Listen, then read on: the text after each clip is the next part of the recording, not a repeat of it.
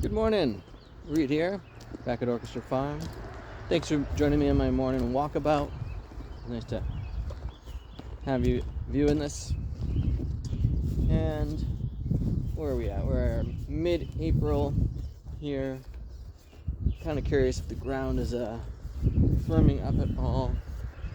I'd like to come down here with the tractor, kind of heaping stack of soil right, and I'm doing a hazelnut grove install, and yeah, I think I could get down here with the tractor to gather a bunch of that up, which would be great.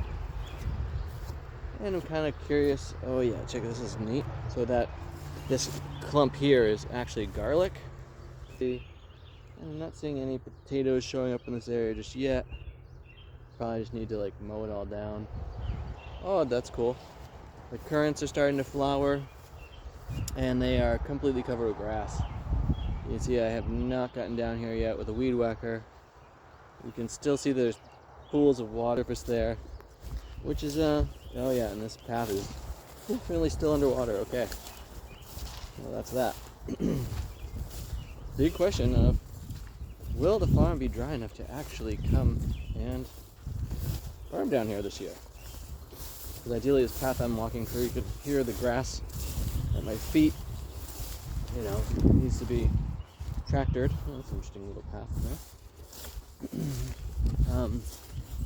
Because if the tools can't get down here, there's kind of no sense in doing it. Right tool for the right job. Which brings me to things I'm thinking about, which is my amazement at these LLMs, large language models, i.e. AI, that's funny, huh? And I've been using them to bounce ideas off of. The way someone phrased it recently is you need to be the thought leader, and the AI is your thought collaborator. And that's been really holding up in my world. You gotta double check it. It's not perfect by a long shot, You really gotta be the leader with it and double check it. So I've got, ooh, that's a nice patch of stinging nettle there. Let's look at this for a second. Look at that. Beautiful. And it's just about to go to seed. Yeah, so I gotta get down here in a big way. In fact, some of it might already, it's close. It's the moment. Oh yeah, and then look at all. So this notion though that, it really does appear to be very helpful for my varying efforts. And when I'm doing things and wanting editing done of different things, and I'm not having to edit any of my poems because that actually still, from my perspective, needs a human eye. When I had it try that out, I was not impressed with the results so far. But on other writings, it has been very helpful to have it go over things, and then I still need to come in and course correct it a fair bit. But the time saver is amazing. And to bounce out different business ideas, sales and marketing ideas, and all that kind of stuff, it has been fabulous. Because I find that I get bogged down thinking about that kind of stuff. Even though I have friends who tell me, you're a good storyteller, so you are a good marketer. I'm like, maybe. I'll take your word for it, and eventually maybe someday believe that myself. To which, if you're still watching this and you haven't subscribed to my channel yet, I would super appreciate that, along with any likes of the video here. If you have any comments about any of this, I'm super curious about it. I mean, with all the AI stuff, we're still in its infancy, really. And so the progress that we can make with it right now is a jump start on the future, because I don't really see it going away. Solar flares or you know, quantum computing, whenever all those things happen, it'll be another thing altogether. But keeping up to date with all this stuff so that we don't just lose connection with it all seems like a wise move. And so I'm giving it my best to stay up on all of it. I'm kind of curious.